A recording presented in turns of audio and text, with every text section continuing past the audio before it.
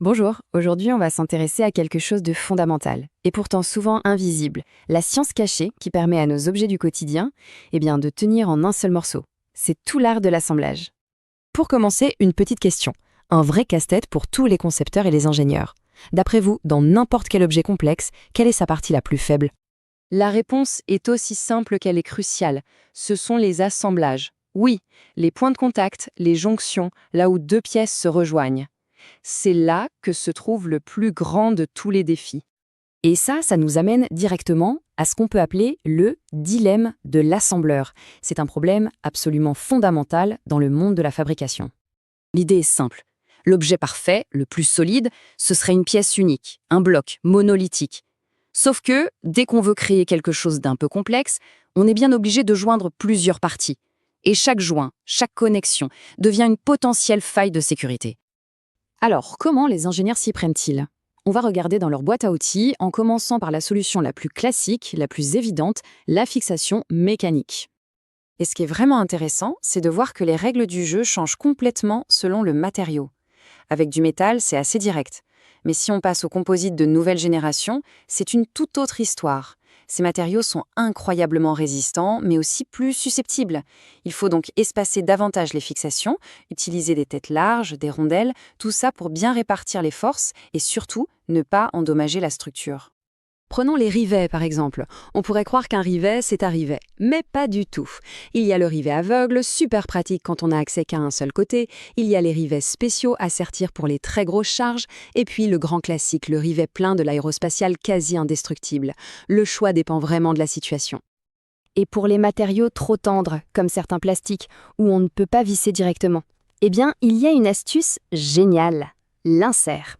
On perce un trou, on y place cette petite pièce métallique et on la fixe solidement. Et voilà, on a créé un point d'ancrage super résistant là où il n'y en avait pas. Bon, pour résumer sur la fixation mécanique, c'est du solide, c'est facile à vérifier et souvent on peut démonter les pièces.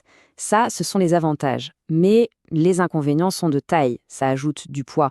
Chaque trou qu'on perce crée un point de fragilité. Et il y a même des risques de corrosion. Bref, c'est un compromis. Alors, si on voulait se passer complètement des trous, on passe à une autre méthode, une sorte de magie chimique, le collage. Et le collage, ce n'est pas nouveau du tout. C'est même une des plus vieilles technologies du monde. Ça a commencé avec du goudron de bouleau à la préhistoire, puis on a utilisé de la colle à base de lait pour les premiers avions. Aujourd'hui, bien sûr, on a des adhésifs structuraux surpuissants qui tiennent notre monde assemblé. Et le gros avantage du collage, le voilà. Une structure collée peut être jusqu'à 100% plus rigide qu'une structure vissée. Pourquoi? C'est simple. Au lieu de concentrer les forces sur quelques points, on les répartit sur toute la surface de contact. La différence est énorme. Mais attention, pour qu'une colle fonctionne, il ne suffit pas de l'étaler. Il faut qu'elle réalise un phénomène essentiel qu'on appelle le mouillage. La différence est très visuelle. D'un côté, le mauvais mouillage. La colle forme des gouttes, le contact est faible, la liaison sera mauvaise. De l'autre, le bon mouillage. La colle s'étale parfaitement, elle s'infiltre dans la moindre aspérité. C'est ce contact intime au niveau microscopique qui crée une liaison ultra solide. Et pour obtenir ce fameux bon mouillage, on ne laisse rien au hasard. La préparation de surface, c'est la clé.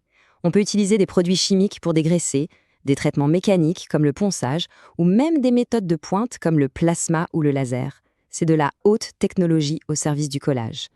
Allez, passons à notre troisième grande méthode, une approche plus directe, on pourrait dire, le soudage. Alors, point très très important, le type de soudage dont on parle ici, ça ne marche que sur une seule famille de plastiques, les thermoplastiques. Pourquoi? Parce que ce sont les seuls dont les molécules peuvent fondre, s'entremêler et se solidifier à nouveau ensemble. Les autres, si on les chauffe, ils brûlent. C'est aussi simple que ça. Le principe est presque poétique. D'abord, on chauffe les deux surfaces pour les faire fondre légèrement. Ensuite, on applique une pression. Et là, les longues chaînes moléculaires de chaque pièce vont littéralement s'entremêler. Enfin, on laisse refroidir. Les chaînes sont figées et les deux pièces ne forment plus qu'une seule. La jointure a tout simplement disparu. Voilà, on a nos trois grandes boîtes à outils, la mécanique, la chimie et la fusion. Ce qui nous amène au point final, le plus important, l'art de l'assemblage. Parce qu'en réalité, il n'y a pas de meilleure méthode. C'est toujours une histoire de compromis. Il faut jongler avec les matériaux, les forces en jeu, l'environnement, la question de la démontabilité et bien sûr le poids et le coût. C'est un vrai puzzle à résoudre pour chaque produit. Au final, tout revient à une seule chose, la gestion des contraintes. La manière dont on assemble deux pièces change complètement la façon dont les forces se répartissent. Et bien maîtriser ça, c'est la clé pour avoir un produit à la fois solide, léger et durable. Et c'est ça qu'il faut vraiment retenir. L'innovation aujourd'hui, elle n'est pas seulement dans les nouveaux matériaux, mais surtout dans ces méthodes d'assemblage ingénieuses et souvent complètement invisibles qui permettent de créer les produits légers et performants de demain.